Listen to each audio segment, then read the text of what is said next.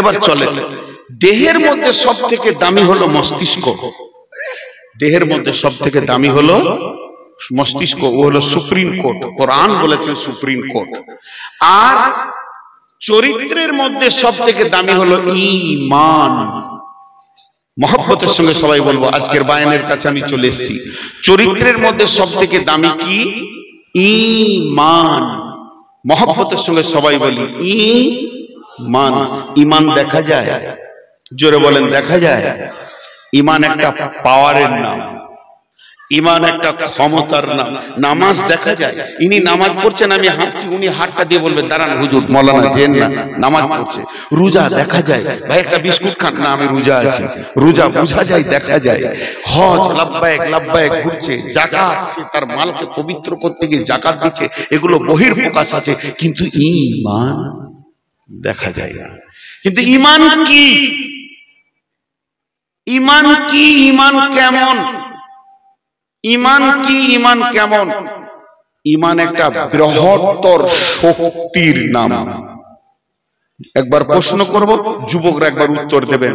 ঈমান কি? ঈমান একটা বৃহত্তর, জোরে বলেন, শক্তির নাম। দেখেন ঈমানের শক্তি কতটা, এক্ষুনি বুঝতে পারবেন। আচ্ছা, ঈমান দেখা যায় না, একটা প্রশ্ন করব, যে ঠিক উত্তর দিতে পারবে তার কাছ থেকে 1000 টাকা নিব মাদ্রাসার জন্য। ঠিক উত্তর দিতে পারলে। দেহের ভিতরে একটা পার্স আছে যাকে দেখা যায়, যার রং আছে কিন্তু রূপ নাই। দেখা যায় রং আছে কিন্তু তার নিজস্ব কোনো রূপ নাই। কোন একটা লোককে যদি বোর্ড দিয়ে আর ওকে যদি একটা চক দিই, যে বলি মানুষের হাত লিখে এঁকে দাও, এঁকে দেবে, তাহলে হাতের একটা রূপ আছে। একটা মানুষের চোখ আঁকো, এঁকে দেবে, তাহলে চোখের একটা রূপ আছে।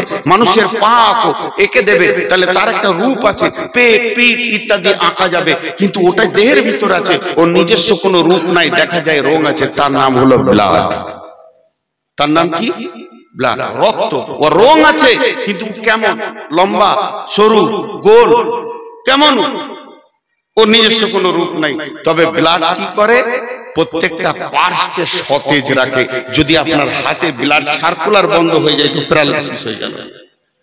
জি, তো ঈমান হলো আমলের ব্লাড। ঈমান হলো আমলের ব্লাড। যে আমলে ঈমান নাই ও আমল কবুল নাই।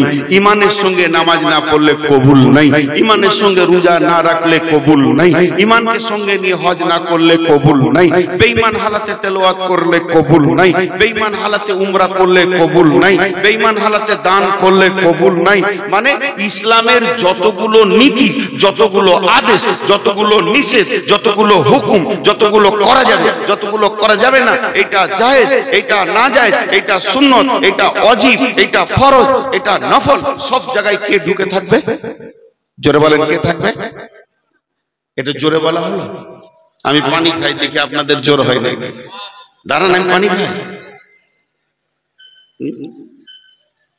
সমস্ত আমলগুলোকে সতেজ করবে, তার নাম কি?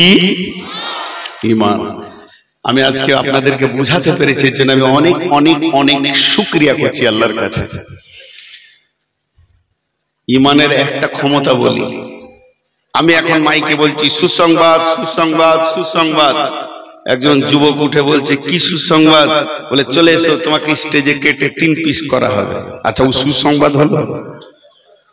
মওত থেকে বাঁচার জন্য মানুষ পেরেশান। কিন্তু একটা ঘটনা শুনেন। একজন মহিলা বিশ্ব নবীর কাছে এসে বলছেন, ইয়া রাসূলুল্লাহ, আমাকে পাক করে দেন। নবীজি মুখটা ফিরিয়ে নিলেন। এরপরে আবার ওই দিকে গিয়ে নবীজির সামনাসামনি হয়ে বলছেন, আমাকে পাক করে দেন। নবীজি মুখটা ফিরিয়ে নিলেন। আবার সামনে গিয়ে বলছেন, ইয়া রাসূলুল্লাহ, আমাকে পাক করে দেন। নবীজি বললেন, তুমি কি এমন নাপাকের কাজ করেছো যে আমাকে তোমাকে পাক করা লাগবে? মেয়েটি বলে দিলেন, ও দয়ার নবী গো, যে কাজ করলে মহিলারা মা হয়ে যায়, যে কাজের কারণে মেয়েদের পেটে বাচ্চা এসে যায়, আমার দ্বারা ওই রকম অপরাধটা হয়ে গেছে। আমার পেটে বাচ্চা এসে গেছে, আমি অন্তঃসত্ত্বা হয়ে গেছি। নবীজি, আপনি আমাকে পাক করে দেন। বিশ্বনবী বললেন, যাও তুমি তুমি ফিরে যাও, বাচ্চাটা যেদিন জন্ম নেবে সেই দিন তুমি আসবে। কচি বাচ্চা আতুর ঘর থেকে নিয়ে নবীজির কাছে গিয়ে হাজির, ইয়া রাসূলুল্লাহ, এটা আমার পাপের ফল, আমি পাপ করেছি, তার ফল আমি পেয়ে গেছি, এবার আমাকে পাক করে দেন। বিশ্বনবী বললেন, ফিরে যাও, কারণ মাসুম জানে না তার মা বিদায় নিতে চলেছে, আমি তার পৃথিবীর বিকল্প খাবারটাকে কেড়ে নিতে পারি না, তুমি ওকে 2.5 বছর দুধ পান করিয়ে নাও। মেয়েটি আবার চলে গেল, 2.5 বছর তাকে দুধ পান করানো হলো। ওই বাচ্চাটাকে নিয়ে হাতে একটা টুকরো রুটি দিয়ে রুটি বাচ্চা ছিঁড়ছে, এটা দেখিয়ে বলছেন, ইয়া রাসূলুল্লাহ, এবার আপনি আমাকে পাক করে দেন। এই মেয়েটার কাছ থেকে ছেলেটা নিয়ে কোনো একটা সাহাবীর জিম্মাতে নবীজি দিয়ে দিলেন এবং বললেন, ওকে পাহাড়ের ধারে নিয়ে গিয়ে তোমরা রজম করে দাও। মেয়েটাকে পাথর ছুঁড়ে মারা হলো। একটা সাহাবী পাথর ছুটতে ছুটতে উটের হাড় ছুঁড়ে দিয়েছিল, আর মেয়েটার কপালে কিংবা দেহে লেগে ফিরিঙ্গি দিয়ে রক্ত এসে ওর জামাতে পড়ে যায়। বিশ্বনবীর কাছে এসে বলেন, ইয়া রাসূলুল্লাহ, ওই নাপাক মেয়েটার কাপড় রক্ত আমার শরীরে লেগে গেছে। বিশ্বনবী বললেন, কি বলছো তুমি নাপাক বলছো, কি বলছো তুমি নাপাক বলছো, একবার ভেবে দেখলে না মেয়েটার ঈমান কত স্ট্রং? 3-3বার মওতের মঞ্চে সে এসেছে, সে তো জানে আমাকে পাথর ছুঁড়ে মারবে, সে তো দেশান্তর হয়ে যেতে পারতো, পালিয়ে যেতে পারতো, তাকে তো বন্দি জীবন করে রাখা হয়নি। তার ঈমান কত স্ট্রং, এই রকম মওতকে সে গ্রহণ করে নিয়েছে, আখিরাতের জাহান্নামকে সে চোখে দেখেছে, আর দুনিয়ার আযাবকে গ্রহণ করে নিয়েছে।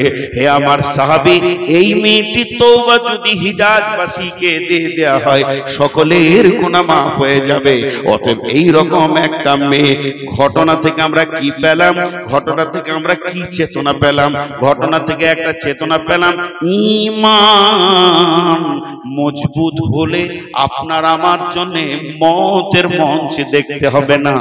ঈমান আমাদেরকে ওই জায়গায় পৌঁছে দেবে যে জায়গায় আল্লাহ রাজি আছেন, রাসূল রাজি আছেন। ঈমান একটা স্ট্রং ক্ষমতার নাম। মসজিদে ঢুকাইকে ঈমান, রোজা রাখাইকে ঈমান, আল্লাহ তো সবই করেন। তো ঈমান এমন একটা স্ট্রং জিনিস দিয়েছেন শরীরের ভিতরে, পাপ থেকে মুক্ত রাখেন কে? ঈমান। আপনি তাস খেলতে পারবেন, আমারও তো 10টা আঙ্গুল আছে, তাস খেলতে আমি পারবো না। আপনি মদ খেতে পারবেন, আমি কেন পারবো না? কিন্তু এই যে রুখে যে রেখেছে, মদের বোতলে হাত দিতে দেয়নি, তার নাম কি? ঈমান। আমার ভূমিকার অবস্থাটা শেষ হয়ে গেল, এবার আমি আয়াতে যাব। আয়াতে যাওয়ার আগে একটা উদাহরণ দিব।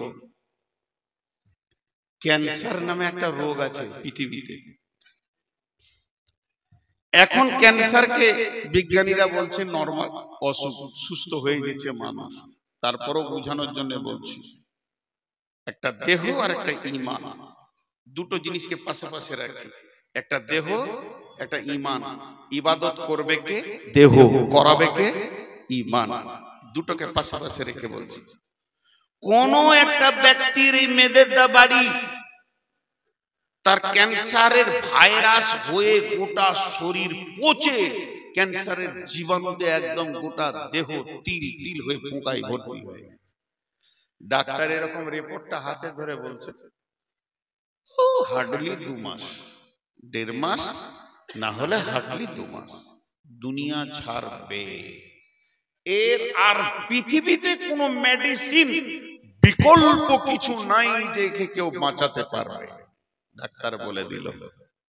তার আত্মীয় স্বজন সবাই জেনে ফেলেছে, শ্বশুর কুল, বাপের কুল, মায়ের কুল, মামার বংশ সবাই জানে যে আব্দুল সালামের ক্যান্সার হয়ে গেছে, আর বাঁচবে না। ফোনে রিং যদি যেছে মেয়েদের দাঁত থেকে, তা চুমকে উঠছে, কি জানি খবর এলো নাকি যে এক্সপায়ার হয়ে গেছে। এবার 3বার বলবো, একটা জিনিসকে ধ্যান দিয়ে শুনবেন। দেহে যদি ক্যান্সার হয়, তার একটা রাস্তা, রাস্তার নাম মত, ঠিকানার নাম কবর। দেহে যদি ক্যান্সার হয়, বিকল্প কোনো দুটো রাস্তা নাই, একটাই রাস্তা, রাস্তার নাম মত, ঠিকানার নাম কবর। আর একবার বলছি বোঝানোর জন্য, দেহে যদি ক্যান্সার হয় তার রাস্তার নাম মত আর ঠিকানার নাম কবর, ঝামেলা শেষ। ইমানে যদি গাফলতি আসে, ইমানের ক্যান্সারের নাম গাফলতি, ইমানে ক্যান্সার হবে না। ইমান এমন একটা বডি, এমন একটা শক্তি যে আপনাকে আমাকে রোজা রাখাবে, গুনাহ ছাড়াবে, নেকি করাবে। এই রকম বডিতে যদি অলসতা এসে যায়, আমার আল্লাহ বলছেন ওর ঠিকানা জাহান্নাম। আর একবার বলছি, দেহে ক্যান্সার হলে ঠিকানা কবর, ইমানে অলসতা এলে ওর ঠিকানা জাহান্নাম। ইমানে অলসতা এলে ওর ঠিকানা জাহান্নাম। আচ্ছা, ওই দিকে যদি তাকাবেন তাহলে আমার বকা কি লাভ আছে? ওই ঝামেলাটা মেরেই নেবেন। কোন মেয়ে কটা টাকা দেবে, ও যাবে, তো ওই দিকে তো টাকা টানতেই হবে, এটা তো দরকার আছে, মাদ্রাসা দেখলে চলবে। ওইদিকে ধ্যানটা যাচ্ছে কি করে? আপনাদের এত ফিলোসফি বলছি, এরপর আমি আয়াতটা শোনাবো আপনাদেরকে, আর এই মধ্যে যদি ওইদিকে ধ্যান চলে যায় তাহলে তো বিপদ পথে ভাই। সবাই একবার বলেন আস্তাগফিরুল্লাহ, জোরে বলেন আস্তাগফিরুল্লাহ, নারে তাকবীর। আবার বলছি, দেহে যদি ক্যান্সার হয় তার ঠিকানা কবর, ইমানে যদি অলসতা আসে ওর ঠিকানা জাহান্নাম। ইমান এমন একটা শক্তি, একে ক্যান্সার কাবু করতে পারে না, করোনা কাবু করতে পারে না, জ্বর সর্দি কাবু করতে পারে না, কিন্তু অলসতা নামে যে বস্তুটা পৃথিবীতে এসেছে, কার ভিতরে যদি ইমানে অলসতা চলে আসে ওর ঠিকানা জাহান্নাম।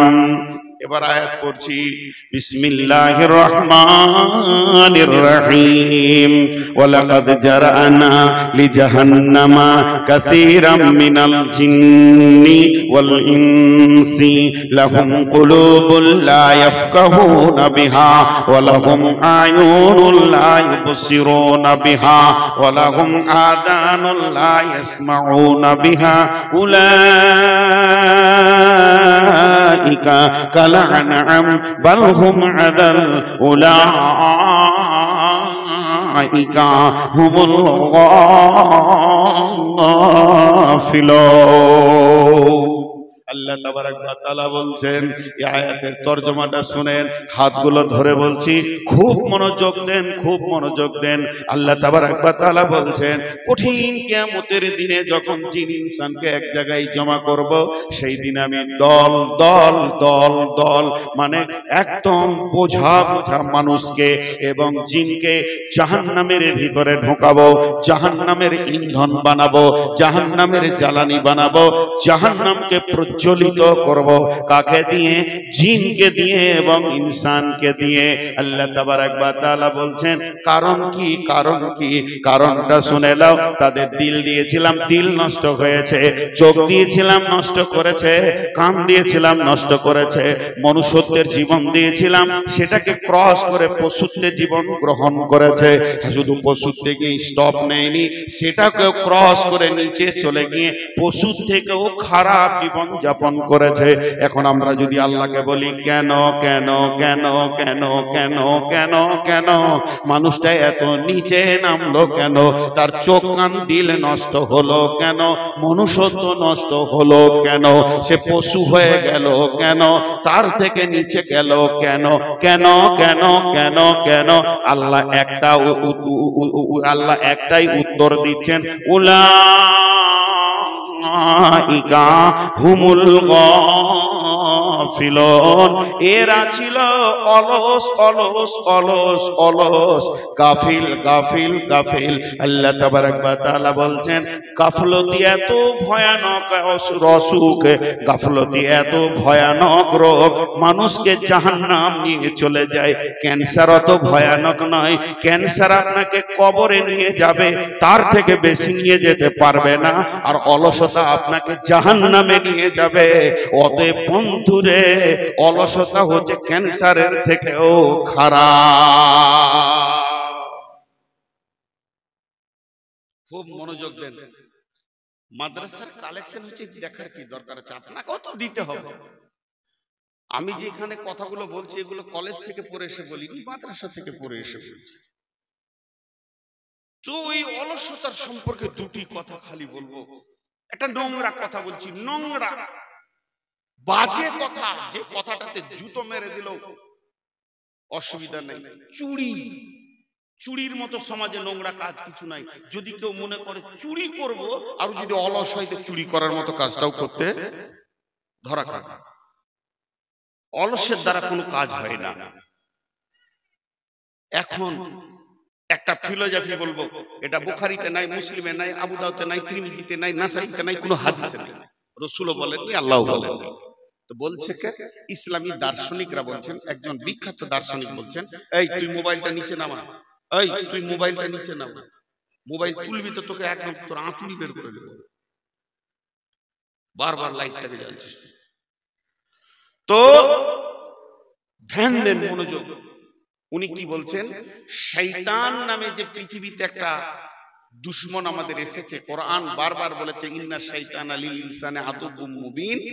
সেই শয়তান জিনেদের ভিতর থেকেও আছে, মানুষের ভিতর থেকেও আছে। টোটাল শয়তানের চক্রান্ত হচ্ছে 60,000-এর উপর। ও গুনেছে, ওর বাপ গুনেছে, ছেড়ে দেন। 60,000-এর মধ্যে 42,000 ইবাদতের ভিতর দিয়ে না জাহান্নামে নিয়ে যাবে, নামাজ রোজার ভিতর দিয়ে জাহান্নামে নিয়ে যাবে। আর 48,000, আবার 12,000, 48,000 জাহান্নামের মানে ইবাদতের ভিতর দিয়ে মানুষকে জাহান্নাম নিয়ে যাবে, আর 12,000 ইবাদত না করিয়ে জাহান্নাম নিয়ে যাবে। ইবাদত করে মানুষ জাহান্নাম যাবে? বলে হ্যাঁ যাবে। কোরআনে বলছে ফাওয়াইলুল লিল মুসাল্লিন, ওয়াইল জাহান্নামে যাবে নামাজিরা। জি কেমন?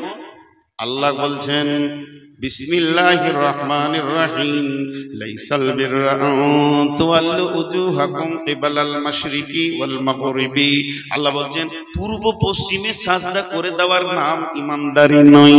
তার কারণ রাসূলের জামানায় যতগুলো মুসলমান ছিল তার থেকে মুসাল্লি বেশি ছিল। যদি রাসূলের জামানায় 1000 মুসলমান ছিল তো 1200 মুসাল্লি মসজিদে ছিল। তাহলে মুসলমানের থেকে মুসাল্লি বেশি কি করে হলো? তার একটাই কারণ হচ্ছে মুনাফিকরাও নামাজ পড়তো। মুনাফিকদের চেহারা, চরিত্র, উঠা বসা, লেনদেন। আমাদের মুনাফিকরা, আমাদের যারা মুসলমান দাবি করে এরা তো 5 ওয়াক্তের নামাজ পড়ে না।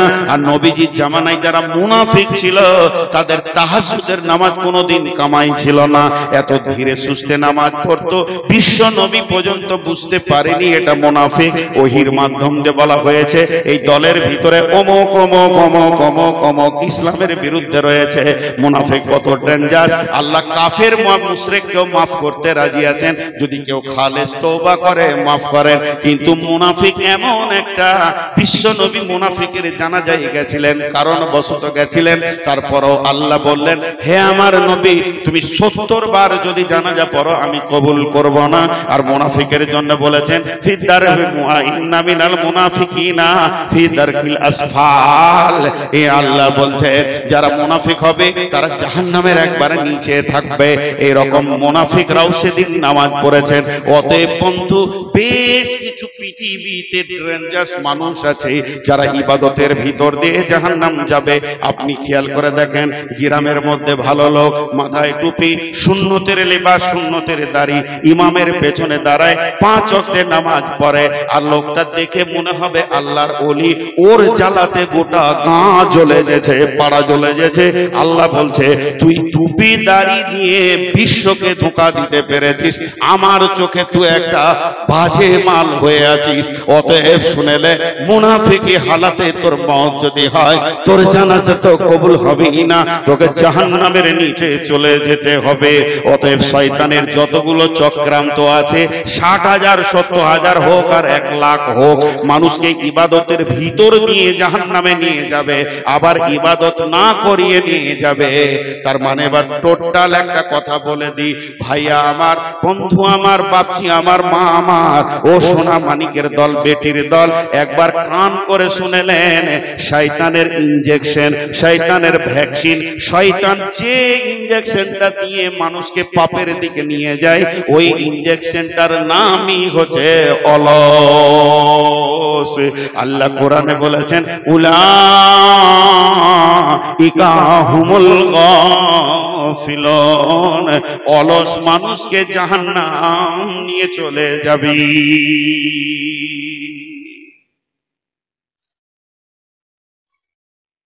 মা বোনেরা কথা বলিয়েন না গো ভাই, আপনাদের বিরক্ত লাগছে? হাদিসটা পড়ব, দেখবেন তখন কি কি তথ্য কথা আছে এর ভিতরে। এখন একটা মজার কথা আপনাদেরকে শোনাই। অলসতা কি ডেঞ্জারাস জিনিস। কোরআন বলছে তাদেরকে জাহান্নামে নিয়ে গেছে অলসতা। অলস মানুষকে সফলতা দেয় না, বিধায় অলসতা থেকে আমাদেরকে দূরে হতে হবে। অলসতা আস্তে আস্তে নিয়ে চলে যাচ্ছে খারাপের দিকে। একটা উদাহরণ দিই। একটা রোগী ডাক্তারখানা গেল, আপনারা আমার সঙ্গে মনোযোগ দেন। একটা রোগী ডাক্তারখানা গেল, ডাক্তার জিজ্ঞেস করলো কি হয়েছে? ছোট কথা, কি হয়েছে? রোগী কি কি বলছে আমার দিকে গুনবেন আপনারা, আমি জিজ্ঞেস করব কটা বললো। রোগী বলছে ঘুম হয় না, ঘন ঘন পেচ্ছাপ, খেতে ভালো লাগে না, এনার্জি লস, মাথা চক্কর দিচ্ছে। কয়টা বললো? আরেকবার বলি, ঘুম হয় না, ঘন ঘন পেচ্ছাপ, মাথা চক্কর দিচ্ছে, এনার্জি লস, খেতে ভালো লাগছে না। কয়টা বললো? ডাক্তার একটা বলছে সুগার। ডাক্তার কটা বললো? রোগী বুঝে নিল এই যে কি মাস্তান আমার ভিতরে ঢুকেছে, ও একাই পাঁচখানা কাজ করছে। বুঝে এলো? জোরে বলেন, বুঝে এলো? যে বডিতে সুগার ঢুকে যাবে পাঁচখানা টাওয়ার ধরবে ও। কারণ আমি সুগারের আজকে 12-14 বছরের রোগী। সুগার যেন ভিতরে মাস্তানের মতো ফুটবল খেলবে, ভলি খেলবে, ক্রিকেট খেলবে। সুগার যেন কবাডি খেলবে, হাডুডু খেলবে, দেহটাকে নিয়ে ওকে পাঁচখানা কাজ করবে। আল্লাহ তাবারক ওয়া তাআলা বলছেন এটা তো দেহের ভিতরে করবে রে বন্ধু, কিন্তু যে ইমানের ভিতরে অলসতা ঢুকে যাবে, যে ইমানের ভিতরে অলসতা ঢুকে যাবে, চোখকে বন্ধ করবে, কানকে বন্ধ করবে, দিলকে নোংরা করবে, ওকে মানুষ থেকে বের করে পশুর জগতে নিয়ে চলে যাবে, পশুর থেকেও খারাপ জায়গাতে পৌঁছে দেবে। শেষকালে লোকটা জাহান্নাম যাবে। অলসে যখন সুগারে যখন কিডনি নষ্ট হবে, পাঁচটা খেলতে খেলতে শেষকালে কবরে নিয়ে যাবে। আর এই লোকটাকে শেষকালে অলস জাহান্নামে নিয়ে যাবে। এবার চলে না একটা পড়ি আর একবার, বিসমিল্লাহির রহমানির রহিম। ওয়ালাকাদ জারা'না লিজাহান্নামা কাসীরাম মিনাল জিন্নি ওয়াল ইনসি লাহুম কুলুবুন লা ইয়াফকাহুনা বিহা ওয়া লাহুম আ'য়ুনুন লা ইবসিরুনা বিহা ওয়া লাহুম আযানুন লা ইয়াসমাউনা বিহা উলাইকা কাল আনআম বাল হুম আদাল উলাইকা হুমুল গাফিলুন। আল্লাহ বলছে সূরা লাও, এই দল দল জিন আর ইনসানকে আমি জাহান্নামের লোকড়ি বানাবো, তাদেরকে দল দল দল দল আগুনের ভিতরে ভরবো, জাহান্নামের ইন্ধন বানাবো, জ্বালানি বানাবো, জাহান্নামকে দাও দাও করে তাদেরকে দিয়ে জ্বালাবো। কেন? তাদের দিল দিয়েছিলাম, দিল নষ্ট হয়েছে। তাদের কান দিয়েছিলাম, শ্রবণ শক্তির ক্ষমতা দিয়েছিলাম, তারা হককে শুনেনি, বেহক শুনতে পেয়েছে। তাদের দুটি চোখ দিয়েছিলাম, তারা রাস্তা দেখতে পায়নি, বেরাস্তা দেখেছে। শুধু নয় নয়, তারা এই পশুদের জীবনে চলে গেছে। পৃথিবী সেরা বানিয়েছিলাম, জিনের থেকেও দামি, গরু ছাগল হাঁস মুরগির থেকে দামি, ইভেন ফেরেশতার থেকেও দামি মানুষ, এত দামি বানালাম, কিন্তু তারা সেই দামি না থেকে পশুর জগতে চলে এসেছে। শুধু পশু হয়েও সে ক্ষান্ত হয়নি, বালহুম আজাল, তার থেকেও নিচে চলে গেছে। কেন কেন কেন?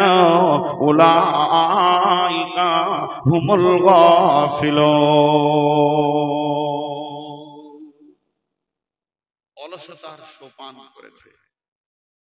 এখন একটু ঝগড়া করি আপনাদের সঙ্গে। কি হলো? খুব ঘুম পেয়েছে নাকি? অলসতার ট্যাবলেটটা দিব। এখন একটু ঝগড়া করি, ধ্যান করে শুনবেন।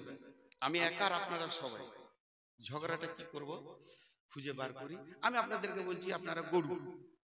এবার কত রাগ হচ্ছে বলেন তো? কত বড় সাহসী বর্ধমান থেকে এত লোকে গরু বললে, তখন আপনারা ওখান থেকে বলছেন মারা তো যাবে না, মেহমান মানুষ। তো ওখান থেকে একজন ফট করে বলছে তাহলে তুই কুত্তা।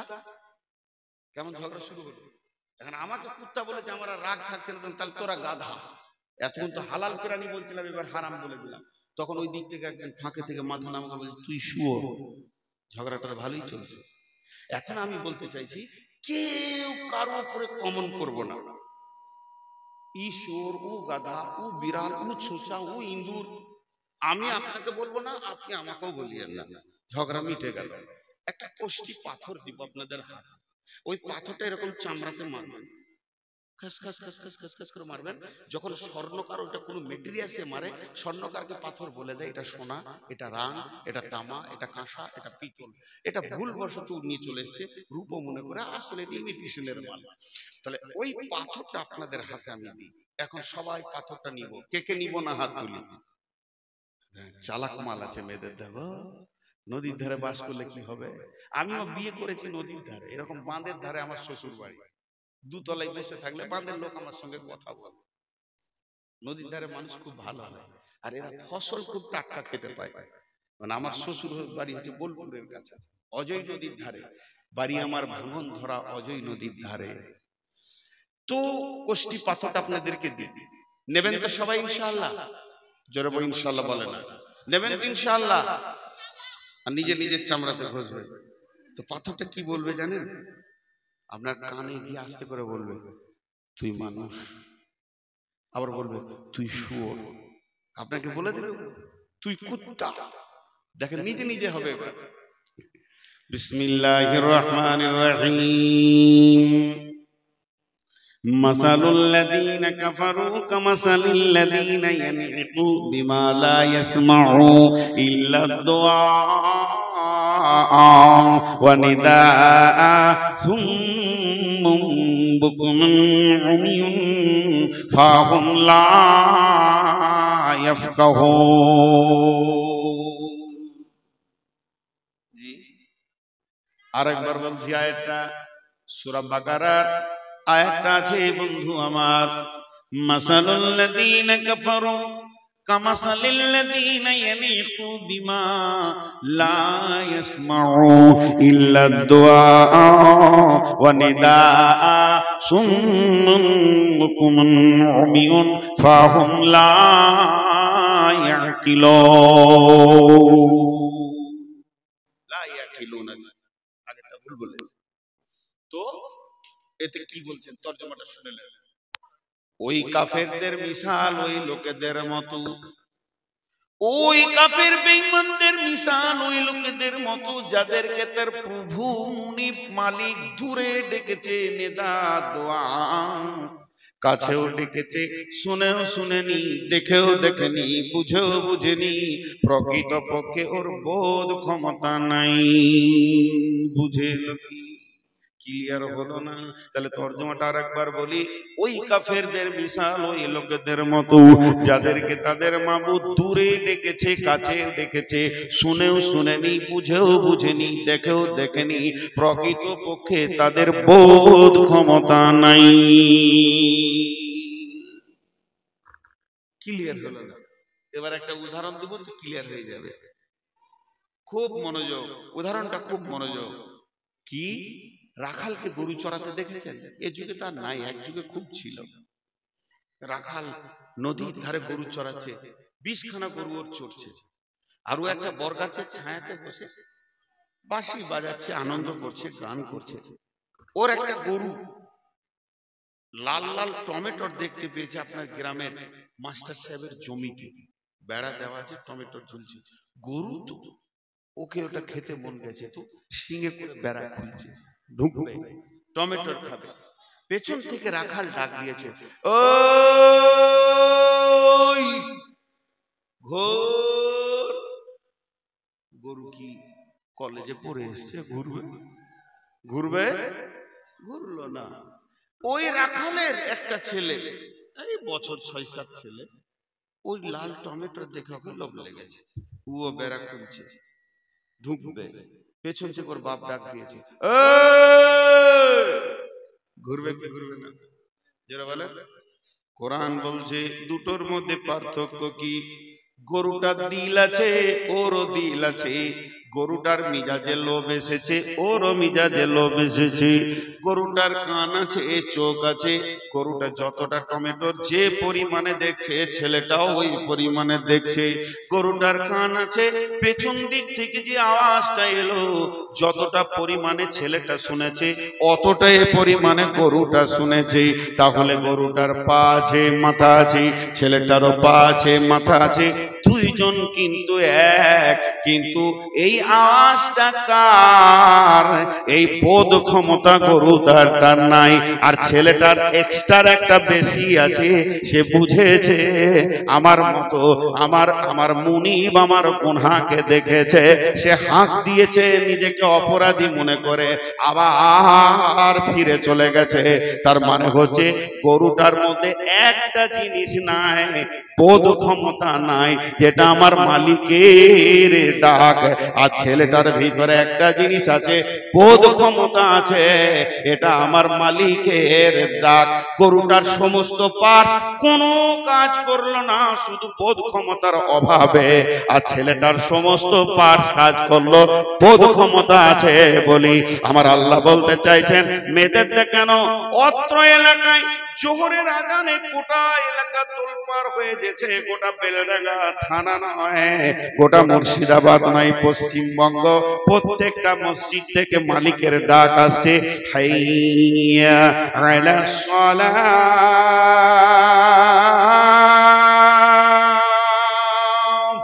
এই ডাক শোনার পর যতজন এসে মসজিদে কুবুর হয়ে পড়ছে, মাবুদের ডাক শোনার পর, মালিকের ডাক শোনার পর, গুনহার ময়দান থেকে রিটার্ন হয়ে এসে মসজিদে সাজদায় পড়ছে।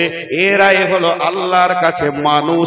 আর যতজন মাবুদের ডাক শুনে ফিরে আসতে পারে না, এরাই হলো শুকর কুকুরের থেকেও খারাপ।